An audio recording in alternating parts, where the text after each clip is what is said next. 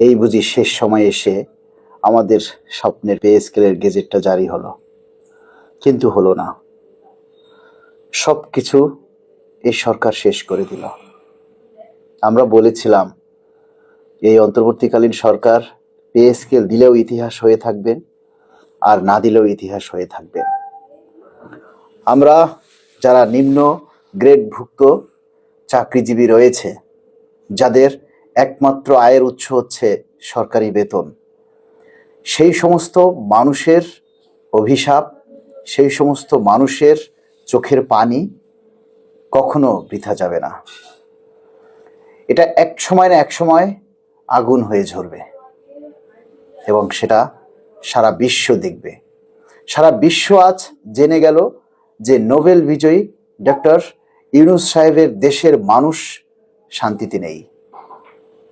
যেখানে শান্তিতে নোবেল পাওয়া একজন মানুষ তার নিজের দেশের সামান্য কিছু মানুষকে শান্তি দিতে পারল না।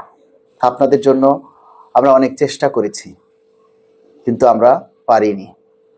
বিভিন্ন সময় আপনাদেরকে আমরা এই ঢাকা শহরে আন্দোলনে ডেকেছি।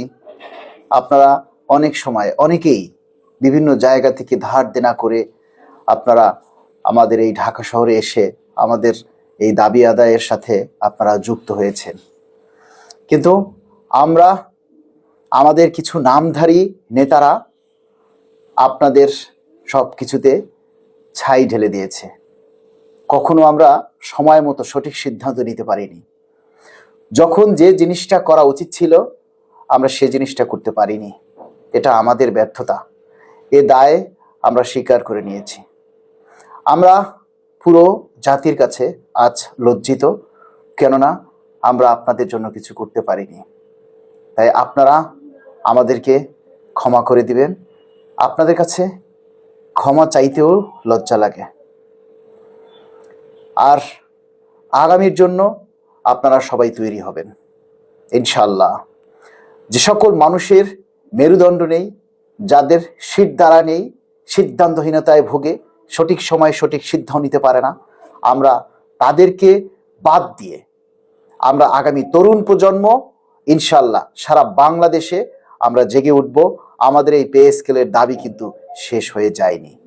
এই দাবি ততক্ষণ পর্যন্ত চলবে যতক্ষণ পর্যন্ত আমাদের পে স্কেলের গেজেট জারি না হবে। তবে আমরা নতুন সরকারকে স্বাগত জানাই। যে সরকারি ক্ষমতায় আসুক আমরা তাদের হয়ে কাজ করব। যে সরকারি নির্বাচিত হয়ে সরকার গ্রহণ করবে আমরা তাদের নিয়মে চলব, তাদের হুকুম আহকাম পালন করব। তাদের কাছেই আমাদের দাবি থাকবে নবম পে স্কেলের গেজেট জারি করার জন্য। এবং সারা বাংলাদেশে আপনারা আমাদের যে তারুণ্যের জয়গান নিয়ে যে সংগঠনের সূচনা করেছি, বাংলাদেশ সরকারি কর্মকর্তা কর্মচারী কল্যাণ সমিতি, সারা বাংলাদেশে আপনারা প্রতিটি জেলা উপজেলায় শাখা কমিটি গঠন করুন, আমাদের হাতকে শক্তিশালী করুন, যাতে আমরা আমাদের এই পে স্কেলের দাবি বাস্তবায়ন করতে পারি।